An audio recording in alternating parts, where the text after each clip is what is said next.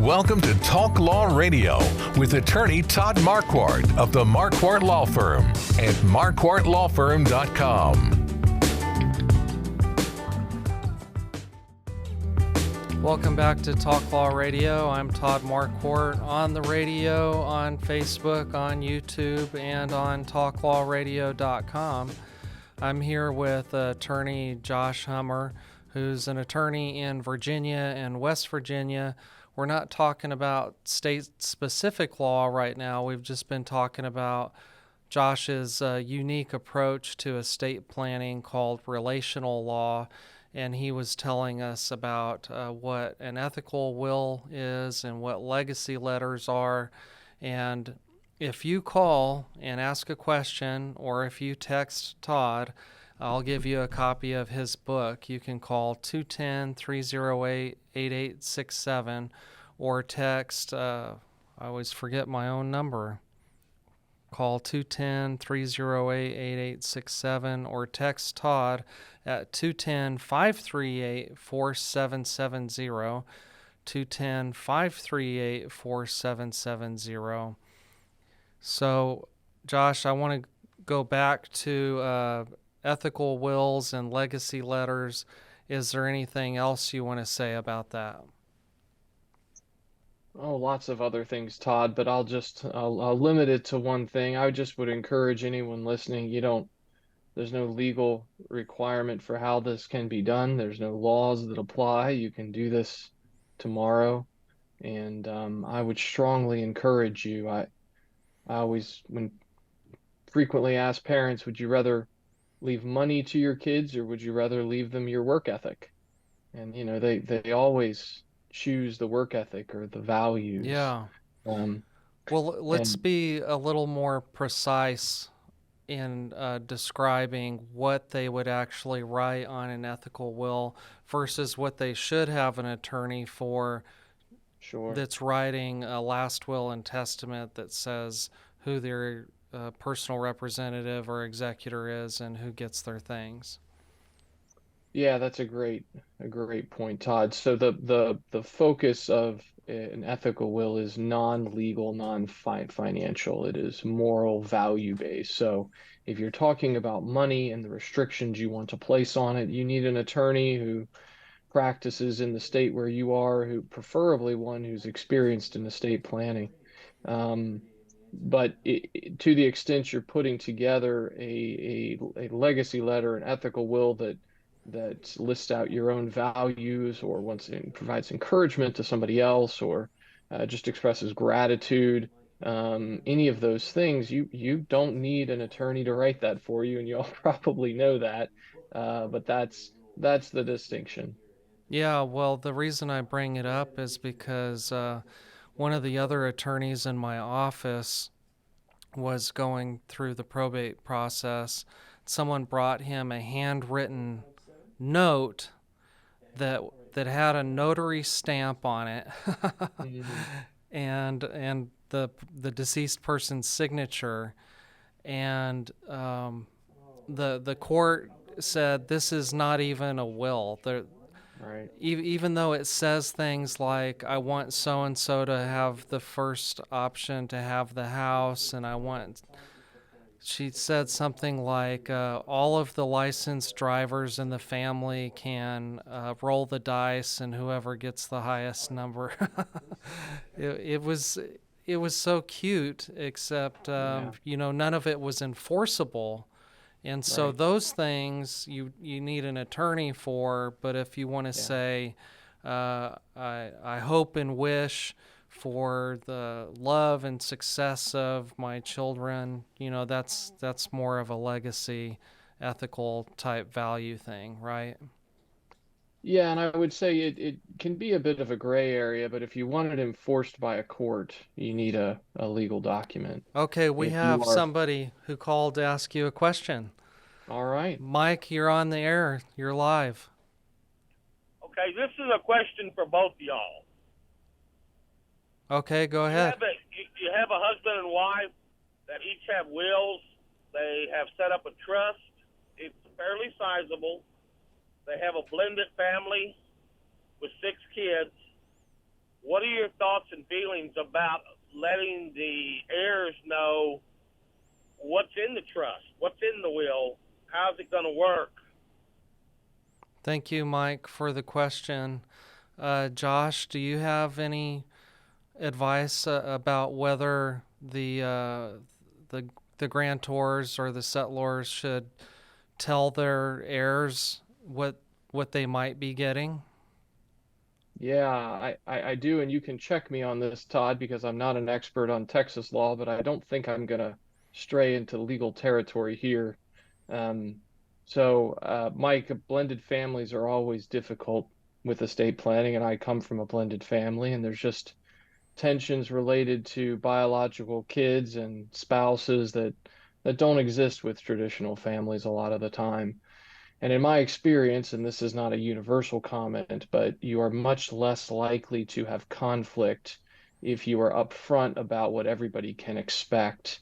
And you are the one, if you're the person involved, or whoever the person creating the trust and or creating the estate plan is the one to explain it and is there to answer questions. If that is just disclosed before death as opposed to being a surprise after death, you're much less likely to have conflict. And from my perspective in relational estate planning, the goal is not to have conflict. The goal is that relationships continue and that the spouse who lives longer continues to have as good as possible relationship with their stepchildren. And that's sometimes is a tall order, but I don't think you do anybody any favors by letting it be a surprise. But Todd, I'm curious to hear your thoughts too. Yeah, I value that approach. I think the approach differs based on the family because um, as the grantor, the settlor is explaining how the plan is going to work, that could create conflict now. You know, some of those children might be so upset that you've decided to do it that way that they may decide, to be estranged. And so I'm glad that we had a caller. Thank you for the call, Mike. Ask that question because I did want to ask you about how you deal with estrangement because that's part of relationships. Yeah. I don't blame people that are estranged because it's so hard to pin down whose fault that is when it does happen. Yeah. And I've known people who are estranged, and it breaks my heart, whether it's justified or not, because you have two people who are not going to be in relation with each other. And so when you're talking about being fearless and helping people with a strategy to have a better estate planning experience, what do you say when estrangement comes up? And it comes up all the time. And I'm not arrogant enough to think I can fix that or even begin to. But one thing that we do mention that I think is important is that death does provide an opportunity to communicate. And so we encourage folks, might not be anything you can do to resolve the estrangement now, and it might not be healthy to do that. But say it's a parent with a child, when you look at what's going to happen to that child after the parent passes, the emotional damage that's going to happen because of the estrangement, which it might be the child's fault. We encourage parents to react in what I say is a Christ-like, but even if you're not a Christian, you could say is golden rule type approach. Look for ways to love even as part of the estate plan, and that's where an ethical will, just expressing love and support, can be life-giving in an indescribable way to a child who's been estranged. The parent passes, but the parent leaves behind something that says, "Hey, I just want you to know, I still love you," and that gift to the child provides mental health, personal benefits to that child, emotional health benefits to that Mm-hmm. child for the rest of their life. And that's just not me. There's studies that have been done that have confirmed that. So you can't fix estrangement, but you do have an opportunity as part of your estate plan to at least address it and seek to heal those things, because death provides an opportunity to a unique opportunity to communicate. And maybe that's the way this blended family question could come about too. If you think that it's going to be too hurtful to explain now, you could write something that explains the reason I did it this way was because. Absolutely. You if you're trying to use legal documents to communicate relationships, you're in trouble, right? Like that's just not money or legal documents are not good means of communicating well. So if you're relying on that, somebody's going to misconstrue something. And I think that's the reason so much of the painful litigation that we see when somebody dies occurs, is because people are confusing things. They're assuming that legal decisions were reflective. They're interpreting legal decisions Right. to have relational meanings that they were never intended to have. Yeah, and you know what I like to tell people is write it in your own handwriting instead of a typed letter. We got to take another break. When we come back, I'm going to ask you about your legacy. You don't have to talk about it for 12 minutes, but I do want to mention it. And you can say anything you want during that time, but we'll be right back. This has been Talk Law Radio with attorney Todd Marquardt, brought to you by the Marquardt Law Firm. You can learn more at marquardtlawfirm.com. And be sure to listen to the full Talk Law Radio show Saturday mornings at 11 on 9:30 a.m. The Answer.